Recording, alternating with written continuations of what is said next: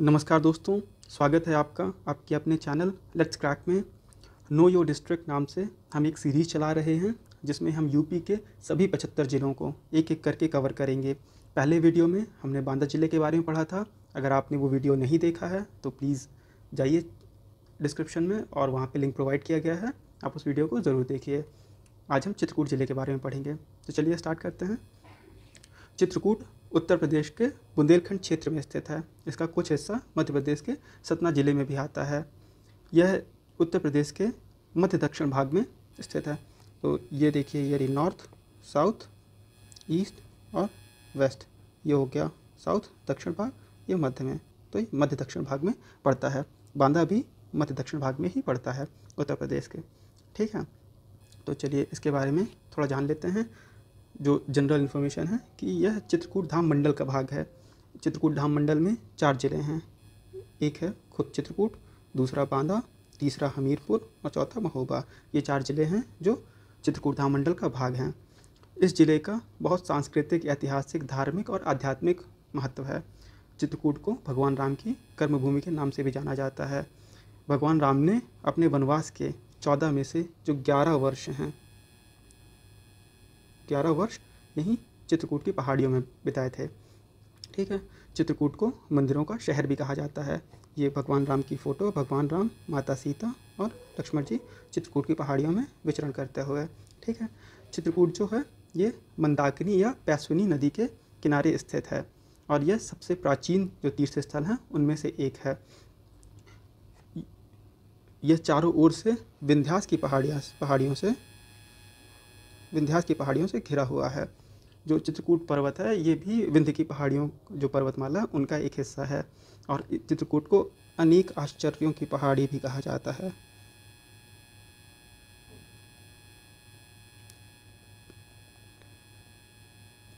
चित्रकूट को अनेक आश्चर्यों की पहाड़ी भी कहा जाता है।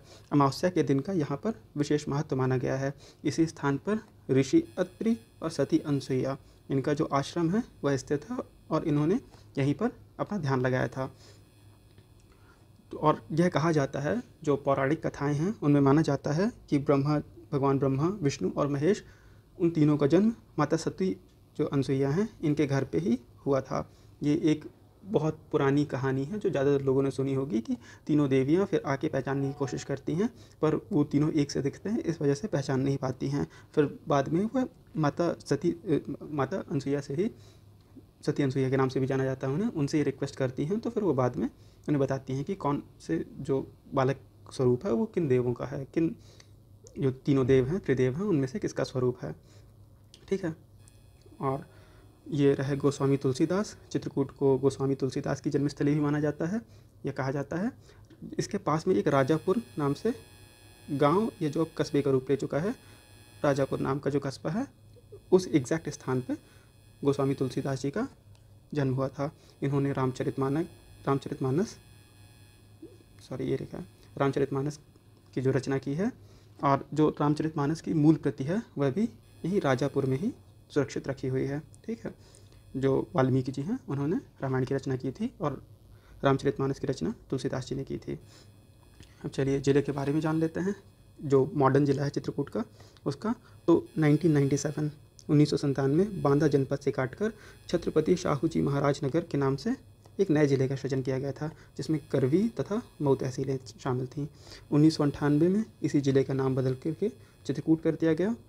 चित्रकूट महोबा के बाद उत्तर प्रदेश का दूसरा सबसे कम आबादी वाला, ये काम लिख गया है, टाइपोग्राफिकल एरर है, प्लीज़ सही कर लीजिएगा, दूसरा सबसे कम आबादी वाला ज़िला है। चित्रकूट ज़िले में 4 तहसीलें हैं, पहली करवी, दूसरा मऊ, तीसरा मानिकपुर, चौथा राजापुर। यहाँ देख लेते हैं, ये जहाँ चित्रकूट धाम लिखा है ये करवी तहसील के अंतर्गत आता है। ये दूसरी तहसील है राजापुर, तीसरी है मानिकपुर और चौथी है मऊ। चित्रकूट के पड़ोसी ज़िलों के बारे में बात करें तो पिछले वीडियो में हमने एक के बारे में पढ़ा है, वो है बांदा, ये पश्चिम में स्थित है। चित्रकूट के उत्तर में कौशाम्बी और फतेहपुर ज़िला है, और चित्रकूट के जो ईस्ट में है यह प्रयागराज ज़िला है पूर्व में, और जो दक्षिण में मध्य प्रदेश के रीवा और सतना ज़िले हैं। ठीक है, जो चित्रकूट में जिला है उसके अंदर ऑब्वियसली कई सारी विधानसभा क्षेत्र होंगे। जैसे चित्रकूट में छोटा जिला है इसलिए यहाँ पे 2 विधानसभा क्षेत्र हैं। एक है चित्रकूट सदर जिसके विधायक हैं श्री अनिल प्रधान पटेल जी, ये समाजवादी पार्टी से आते हैं। और मानिकपुर जो दूसरे विधानसभा क्षेत्र है उसके जो विधायक हैं श्री अविनाश चंद्रवेदी जी हैं, ये अपना दल सोनेलाल और बीजेपी का जो गठबंधन था उसके कैंडिडेट थे। ठीक है। जो यहाँ के सांसद हैं श्री आर के सिंह पटेल जी हैं, यह भी बीजेपी के हैं, मतलब बीजेपी पार्टी से आते हैं, भारतीय जनता पार्टी से। चित्रकूट की मुख्य नदियों के बारे में बात करें तो यमुना नदी चित्रकूट से होकर गुजरती है। चित्रकूट जिले से होकर गुजरती हैं, चित्रकूट कस्बे से होकर नहीं गुजरती। दूसरी नदी जो इम्पॉर्टेंट है वो है मंदाकिनी या पैसवनी, क्योंकि इसी के किनारे जो चित्रकूट या करवी तहसील है ये बसा हुआ है। ठीक है। गुंता नदी मऊ तहसील से होकर निकलती है। और बागीन या बाघिन नदी ये बदौसा नाम का एक कस्बा है उसके बगल से होकर गुजरती है। ये बांदा ज़िले से भी होकर गुजरती है। बांदा ज़िले में भी हमने इसके बारे में पढ़ा था। और जो इम्पॉर्टेंट नदी है वह ओहान या वाल्मीकि नदी। इस पर बहुत ही फेमस ये जो फ़ोटो दिख रही है आपको लसिन बांध की, ये यहाँ पे स्थित है। और अभी माननीय मुख्यमंत्री जी यहाँ के दौरे पर गए थे। ठीक है। और है फिर बरदहा नदी। तो चलिए हो गई इंपॉर्टेंट नदियाँ। अब पर्वतों के बारे में जानते हैं। तो जो मेन पर्वत है उनमें से एक है मड़फा पहाड़, ये करवी तहसील में स्थित है। चित्रकूट पर्वतमाला, इसमें कई सारे पर्वत आ जाते हैं, जैसे कामदगिरी, ये वह पहाड़ है जिसकी परिक्रमा लगाई जाती है, जिसमें भगवान राम ने वास किया था। हनुमान धारा भी वहीं बगल में ही है, जानकी कुंड, लक्ष्मण पहाड़ी और देवांगना। और वाल्मीकि पहाड़ है, यह पहाड़ करवी तहसील में स्थित है। करवी तहसील और चित्रकूट ये मानिए कि एक ही चीज़ है, लगभग 10-15 किलोमीटर का अंतर है। जो चित्रकूट धार्मिक स्थल है और जो करवी तहसील मेन कस्बा है, यह प्रयागराज बांदा राष्ट्रीय राजमार्ग में स्थित है। प्राचीन इतिहास या धार्मिक महत्व की बात करें तो चित्रकूट को सभी तीर्थों का तीर्थ कहा जाता है। ठीक है। प्रयागराज को तीर्थों का राजा कहा जाता है और चित्रकूट को सभी तीर्थों का तीर्थ। हिंदू आस्था के अनुसार प्रयागराज को सभी तीर्थों का राजा माना गया है, किंतु चित्रकूट को उससे भी ऊंचा स्थान प्रदान किया गया है। इसके बारे में एक कहानी है, उसके बारे में जान लेते हैं कि किंवदंती है कि जब अन्य तीर्थों की तरह चित्रकूट प्रयागराज नहीं पहुँचे, तब प्रयागराज को चित्रकूट की उच्चतर पदवी के बारे में बताया गया तथा प्रयागराज से यह अपेक्षा की गई कि वह चित्रकूट जाएं। तो हुआ ये कि एक बार चूँकि जो प्रयागराज हैं उन्हें तीर्थों का राजा माना गया है, इसलिए जैसे राजा के यहाँ दरबार में सब अपनी हाजिरी लगाने जाते हैं, तो वैसे ही सभी तीर्थ एक बार प्रयागराज के यहाँ अपनी हाजिरी लगाने आए हुए थे। लेकिन जो चित्रकूट है वो वहाँ पर नहीं गए थे, तो इससे जो प्रयागराज हैं वह काफ़ी नाराज़ हुए और उन्होंने इसकी शिकायत देवताओं से की। तो देवताओं ने उन्हें समझाया प्रयागराज को कि देखिए प्रयागराज, हमने आपको तीर्थों का राजा बनाया है, ठीक है, तो आप तीर्थों के राजा हैं पर हमारे घर के नहीं हैं। और चित्रकूट जो है वहाँ भगवान राम ने 11 साल वास किया है, इसलिए वह उनका घर के समान है, उनके घर के समान है। इसलिए जो चित्रकूट की पदवी है वह प्रयागराज से ऊपर है। बाद में प्रयागराज ने इसे माना और वह हर साल, ये माना जाता है कि हर साल पैसवनी में स्नान करने आते हैं। ऐसी भी मान्यता है कि प्रयागराज प्रत्येक वर्ष पैसवनी में स्नान करके अपने पापों को धोने के लिए आते हैं। और दूसरी कहानी जो चित्रकूट से रिलेटेड है वह यह है कि यह भी कहा जाता है कि जब प्रभु राम ने अपने पिता का श्राद्ध समारोह किया तो सभी देवी देवता शुद्धि भोज में भाग लेने चित्रकूट आए। वे इस स्थान की सुंदरता से मोहित हो गए थे, इसलिए वे वापस प्रस्थान करने के लिए तैयार ही नहीं थे। कुलगुरु वशिष्ठ, जो भगवान राम के कुलगुरु थे वशिष्ठ जी, उन्होंने भगवान राम की इच्छा को समझते हुए जो विसर्जन या प्रस्थान मंत्र होता है उसको बोलना भूल गए। ठीक है। तो इस प्रकार जो सभी देवी देवता हैं उन्होंने इस जगह को यानी चित्रकूट को अपना स्थायी आवास बना लिया और वहाँ हमेशा उपस्थित रहते हैं। प्राचीन काल से ही चित्रकूट को एक विशिष्ट नाम और पहचान है। इस स्थान का पहला ज्ञात उल्लेख वाल्मीकि रामायण में मिलता है। ठीक है। जो विश्व के सबसे पहले कवि द्वारा रचित पहला महाकाव्य माना जाता है। तो जो दुनिया का पहला महाकाव्य है वो कौन सा है? वह रामायण है। किसके द्वारा रचना की गई? वाल्मीकि जी के द्वारा। ठीक है। और ऋषि भारद्वाज और वाल्मीकि दोनों ने इस क्षेत्र के बारे में प्रशंसित शब्द बोले हैं और श्री राम को अपने वनवास की अवधि में इसे अपना निवास स्थान बनाने की सलाह दी है। ठीक है। महाकवि कालिदास ने अपने महाकाव्य रघुवंशम में इस स्थान का सुंदर वर्णन किया है। वह यहाँ के आकर्षण से इतना प्रभावित हुए कि उन्होंने मेघदूत, जो काव्य है, महाकाव्य है कालिदास जी का, मेघदूतम या मेघदूत, दोनों नामों से जाना जाता है, उसमें अपने यक्ष के निर्वासन का स्थान चित्रकूट को बनाया है। आप लोगों में से किसी ने अगर मतलब मैक्सिमम लोगों ने पढ़ी ही होगी या सुना होगा मेघदूत के बारे में कि मेघदूत जो है फिर बादलों पे लिख के अपनी जो प्रेमिका होती हैं उन्हें लेटर टाइप भेजते हैं। ठीक है, तो उसी का वर्णन है रघुवंशम में। तो जो उनका यक्ष है जिसे शाप मिला होता है वह चित्रकूट की पहाड़ियों में निवास करता है। प्रमुख शासकों के बारे में बात करें तो जैसे मध्यकालीन या मेडाइवल टाइम पे तो 10वीं से 16वीं शताब्दी तक चंदेल राजपूत राजाओं का इसमें शासन था। जो दिल्ली सल्तनत थी उन्होंने इन्हें तोड़ने की काफ़ी कोशिश की पर पूरी तरह से इन्हें परास्त नहीं कर पाए थे। फिर 16वीं शताब्दी से लेकर 18वीं शताब्दी तक 16th सेंचुरी से लेकर 18th सेंचुरी तक मुगल्स के अंडर में रहे हैं। ठीक है, 18वीं शताब्दी में मराठा रूल, जब मुगल पावर वीक हुई है तो मराठाओं ने इसे अपने कब्जे में ले लिया। फिर लास्ट में जब 1802 में जो एंग्लो मराठा वॉर्स हुए उनमें, या फिर जो आंग्ल मराठा युद्ध हुए उनमें मराठाओं की हार के बाद बेसिंग की संधि हुई जिसमें यह क्षेत्र अंग्रेज़ों के शासन में आ गया। ठीक है, अर्थव्यवस्था की बात करें तो यहाँ का जो मुख्य व्यवसाय है वह कृषि है। अन्य व्यवसायों की बात करें तो स्टोन क्रशर है, यह स्टोन क्रशर होता है। इस फोटो में आप देख पा रहे होंगे ये एक स्टोन क्रशर की फ़ोटो है। यह चित्रकूट ज़िले में खासकर एक भरतकूप नाम की जगह है, वहाँ पर सैचुरेटेड है, वहाँ पर ये स्टोन क्रशर का काम होता है। जूता चप्पल उद्योग है यहाँ पर, जो मतलब अन्य व्यवसायों में से जो दूसरे मेन व्यवसाय हैं। बीड़ी उद्योग, क्योंकि यहाँ पे मानिकपुर में जो जंगल है वहाँ पर तेंदू के पेड़ पाए जाते हैं और जो बीड़ी होती है वह तेंदू के पत्तों से बनती है। तो जो बीड़ी का उद्योग है ये काफ़ी यहाँ पे विकसित है। लकड़ी के खिलौनों का व्यवसाय है, क्योंकि जंगल है तो लकड़ी है तो लकड़ी के खिलौने हैं। और मूर्ति उद्योग है यहाँ पे, मतलब अन्य व्यवसायों की कैटेगरी में आता है, उतना मेजर नहीं है लेकिन छोटे लेवल पर। और यहाँ का जो मुख्य खनिज पदार्थ है वह ग्रेनाइट है, इसीलिए स्टोन क्रशर जो है मुख्य व्यवसायों में से है यहाँ के।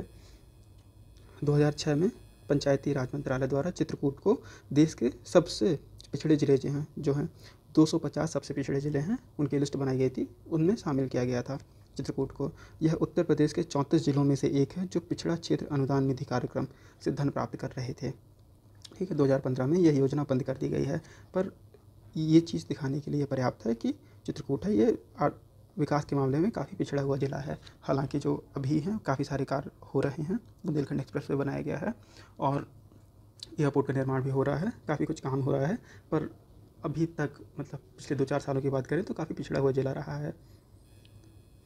बिजली उत्पाद संयंत्र की बात करें तो 2021 में अडानी सोलर एनर्जी ने 50 मेगावाट का जो सोलर प्लांट है वो यहाँ स्टार्ट किया है। जनसंख्या की बात करें तो 2011 की जनगणना जो है उसे लेके चलेंगे। 2011 का सेंसस है, अभी 21 का हुआ नहीं है और अभी तक 23 हो चुका है, अभी तक कोई इन्फॉर्मेशन नहीं है उसकी खास। तो 2011 की जो जनगणना है उसके अनुसार जो कुल जनसंख्या है यहाँ की 9,91,730 है। 9,91,730 टोटल जनसंख्या है चित्रकूट की।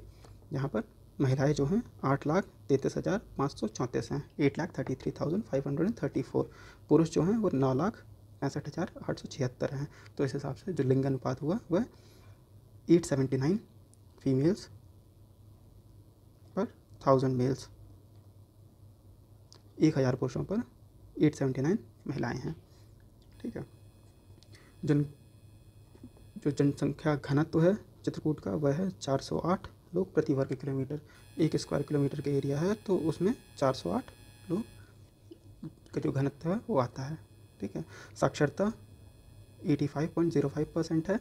इनमें से जो मेजॉरिटी जनसंख्या है वह हिंदू है 96.33%, जो मुस्लिम है 3.48% है। अदर रिलीजन्स जैसे जैन, बौद्ध, सिख यह भी यहाँ रहते हैं, पर उनकी जो जनसंख्या है वह 1% से भी कम है, तो उसे यहाँ मेंशन नहीं किया गया स्लाइड्स में। जो प्रमुख आकर्षण है यहाँ पर तो वह है कामतगिरी पर्वत, जहाँ पे भगवान राम ने वास किया था। इसी की परिक्रमा लगाई जाती है। इस पवित्र पर्वत का काफ़ी धार्मिक महत्व है।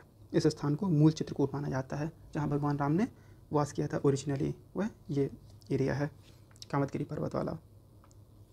ठीक है, और श्रद्धालु कामतगिरी की 5 किलोमीटर की परिक्रमा करके अपनी मनोकामना पूर्ण होने की कामना करते हैं।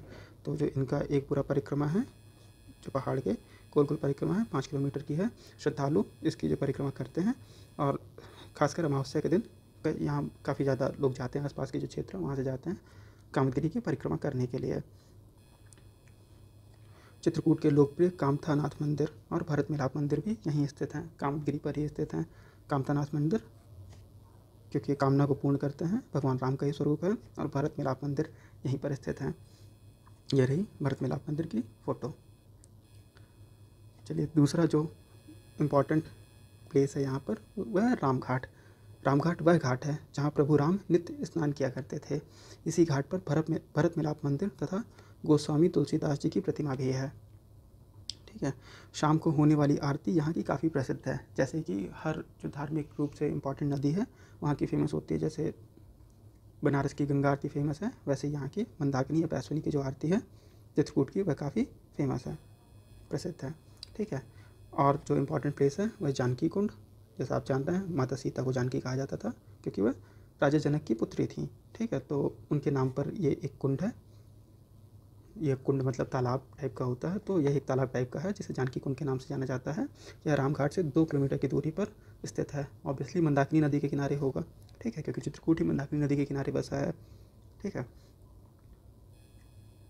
और यह माना जाता है कि माता जानकी यहाँ स्नान करती थी।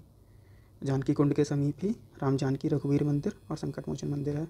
यह जो फोटो है ये राम जानकी रघुवीर मंदिर की है। ठीक है, चलिए यह एक स्फटिक शिला, सफ़ेद रंग की शिला है। यह सफ़ेद रंग का काफ़ी बड़ी चट्टानी पत्थर है, उसको स्फटिक शिला के नाम से जाना जाता है। जानकी कुंड से कुछ दूरी पर मंदाकिनी नदी के किनारे ही यह शिला स्थित है।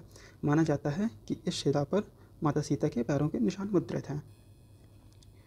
कहा जाता है कि जब वह इस शिला पर खड़ी थी तो जयंत जो भगवान इंद्र का पुत्र था उसने काक यानी कौवे का रूप धारण करके उन्हें चोंच मारी थी। इस शिला पर राम और सीता बैठकर चित्रकूट की सुंदरता को निहारते थे। ये जो यहाँ सिंदूर लगा हुआ है ये उनके पैरों के निशान है शायद, ये देखिए ये। ठीक है, अनुसुईया अत्रि आश्रम, ये सती अनुसुईया आश्रम, इन दोनों नामों से जाना जाता है। ये फ़ोटो है। इस स्फटिक शिला से लगभग 4 किलोमीटर की दूरी पर घने वनों से घिरा यह एकांत आश्रम स्थित है। ठीक है, इस आश्रम में अत्रि मुनि, अनुसुईया, दत्तात्रेय और दुर्वासा मुनि की प्रतिमा स्थापित है। यहाँ एक रथ पर सवार भगवान कृष्ण की बड़ी सी मूर्ति है जिसमें अर्जुन पीछे बैठे हैं, जो महाभारत के दृश्य को दर्शाता है, ये दर्शाती है। ये रही वह प्रतिमा। अगर आप यहाँ गौर से देखें तो ये पेड़ों से छिपी हुई है, पर ये यहाँ पर वो प्रतिमा है। गुप्त गोदावरी, इसका नाम काफ़ी सुना है। जो अमीश का एक शो आता है रामायण पर, आया है शायद डिस्कवरी पर है, तो उसे देखिएगा, उसमें काफ़ी डिटेल में इसके बारे में बताया गया है। तो चित्रकूट नगर से 18 किलोमीटर की दूरी पर गुप्त गोदावरी स्थित है। यहाँ 2 गुफाएं हैं, जैसा कि आप फोटो में देख सकते हैं। ये दिख रही हैं आपको 2 गुफाएं, एक ये है, एक दूसरी ये है। ठीक है, एक गुफा चौड़ी और ऊंची है। प्रवेश द्वार सकरा होने के कारण इसमें आसानी से नहीं घुसा जा सकता। गुफा के अंत में एक छोटा तालाब है जिसे गोदावरी नदी कहा जाता है। दूसरी गुफा लंबी और सकरी, जिसमें हमेशा पानी घुटने तक बहता रहता है। ये आप देख पा रहे होंगे, ये पानी बह रहा है यहाँ। इस गुफा में 2 पत्थर के सिंहासन हैं, जो 2 पत्थर के सिंहासन हैं जो राम और लक्ष्मण से संबंधित हैं। ये कहा जाता है कि इस गुफा के अंत में राम और लक्ष्मण ने दरबार लगाया था। ये लिखा है देखिए, राम दरबार यहाँ, और यहाँ पर 2 सिंहासन हैं। अंदर दिख नहीं रहा है इस फोटो में, पर यहाँ पर हैं। और 2 सकरे जो गेट हैं उनसे घुसने, गुफाओं से घुसने के बाद ये काफ़ी सारा खुला मैदान है गुफा के अंदर, जिसमें भगवान राम दरबार लगाते थे। हनुमान धारा में के बारे में बात करें तो पहाड़ी के शिखर पर स्थित हनुमान धारा में हनुमान जी की एक विशाल मूर्ति है। मूर्ति के सामने तालाब में झरने से पानी गिरता है। कहा जाता है कि यह धारा श्री राम ने लंका दहन से आए हनुमान जी के आराम के लिए बनवाई थी, क्योंकि वह लंका जला कर आए थे तो थोड़ा शीतलता की ज़रूरत थी, तो उन्होंने उनके आराम के लिए बनवाया था। पहाड़ी के शिखर पर ही सीता रसोई है। ये जो फ़ोटो है ये सीता रसोई की है, जहाँ माता सीता जी अपना खाना बनाती थी। यहाँ से चित्रकूट का सुंदर दृश्य देखा जा सकता है। चूँकि पहाड़ी है इसलिए दूर तक का व्यू मिलता है, और यहाँ से आप देख सकते हैं काफ़ी दूर तक। दूसरे अन्य इम्पॉर्टेंट जो प्लेस है वह है राम दर्शन। यह एक अनोखा मंदिर है जहाँ पूजा और प्रसाद निषिद्ध है। अगर कभी मौका मिलता है तो जाइए, बहुत ही सुंदर, बहुत ही अच्छा स्थान है। मतलब जनरली मंदिर इतने क्लीन या वो नहीं मिलते, पर यहाँ जब पूजा और प्रसाद मतलब बैन है, तो इसलिए बहुत ही साफ़ सुथरा, बहुत ही अच्छी जो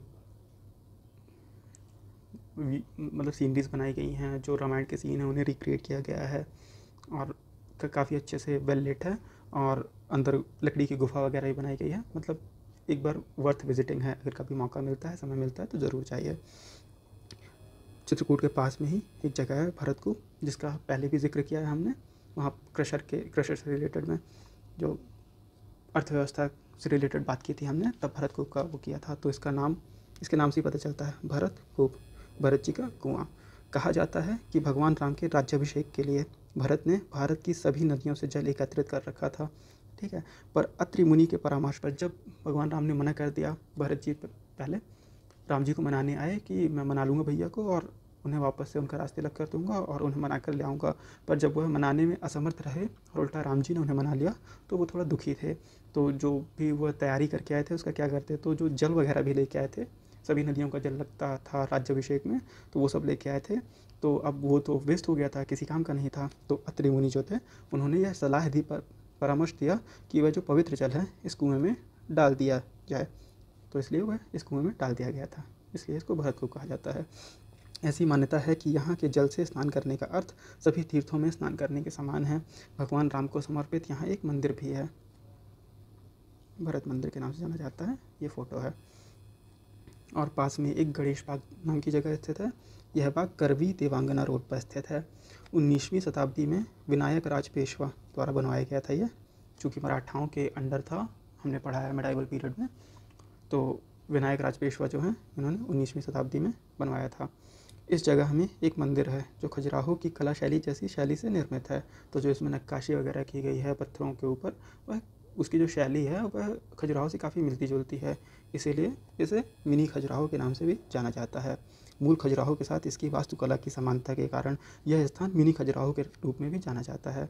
अगर आप गौर से देखें तो इसमें ये देखिए नक्काशी वगैरह की गई है, ये खैर ऊपर का पार्ट है। और दूसरा जो स्थान है मड़फा किला या मड़फा फोर्ट, अब वहाँ पर कुछ नहीं बचा है, सिर्फ एक गेट बचा है जिसकी फ़ोटो लगी हुई है, बाकी सब खंडार हो चुका है और एक मंदिर भी बचा है शिव जी का। प्रमुख संस्थानों की बात करें तो महात्मा गांधी चित्रकूट ग्रामोदय विश्वविद्यालय, या फिर जिसे सिर्फ ग्रामोदय विश्वविद्यालय के नाम से जाना जाता है, काफ़ी फेमस यूनिवर्सिटी है। और दीनदयाल शोध संस्थान एवं आरोग्य धाम, तो दीनदयाल शोध संस्थान के DRI के, दीनदयाल रिसर्च इंस्टीट्यूट के कई सारे वो कैंपसेस हैं, तो उनमें से जो एक मेन चित्रकूट में है उसको आरोग्य धाम के नाम से जाना जाता है। जो यहाँ की डिस्ट्रिक्ट मजिस्ट्रेट हैं वो श्री अभिषेक आनंद जी हैं, IAS अधिकारी हैं।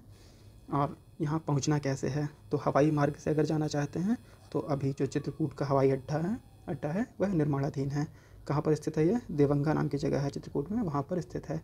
यह यूपी का पहला टेबल टॉप हवाई अड्डा है। और अगर अभी हाल फिलहाल में जाना चाहते हैं तो जो निकटतम चालू हवाई अड्डा है यह प्रयागराज का जो बमरौली हवाई अड्डा है, यह 106 किलोमीटर की दूरी पर है, ठीक है। रेल मार्ग से पहुंचना है तो चित्रकूट धाम करवी, जिसकी फ़ोटो हमने स्टार्टिंग में देखी थी, प्लेटफॉर्म की फ़ोटो देखी थी, ये स्टेशन का एंट्रेंस है, ठीक है। तो जो मुख्य रेलवे स्टेशन है यह करवी में स्थित है। चित्रकूट खुद करवी तहसील में आता है, तो करवी में मुख्य रेलवे स्टेशन स्थित है। यह रेलवे ट्रैक के साथ सभी प्रसिद्ध शहरों से जुड़ा है, जैसे दिल्ली, लखनऊ, प्रयागराज, मुंबई, मुगलसराय, हावड़ा। यहाँ से 2 रूट जाते हैं। ये अगर बीच में चित्रकूट है तो इस साइड मानिकपुर है और दूसरे साइड बांदा है, इसके बारे में पहले हम पढ़ चुके हैं। तो मानिकपुर के थ्रू इलाहाबाद या फिर जो प्रयागराज है उस साइड, और वहाँ से होते हुए जो बिहार बंगाल साइड के रूट हैं वो सारे कनेक्ट होते हैं। और ये दूसरा जबलपुर होते हुए जो बाकी का मुंबई वगैरह महाराष्ट्र वगैरह है वो कनेक्ट करता है।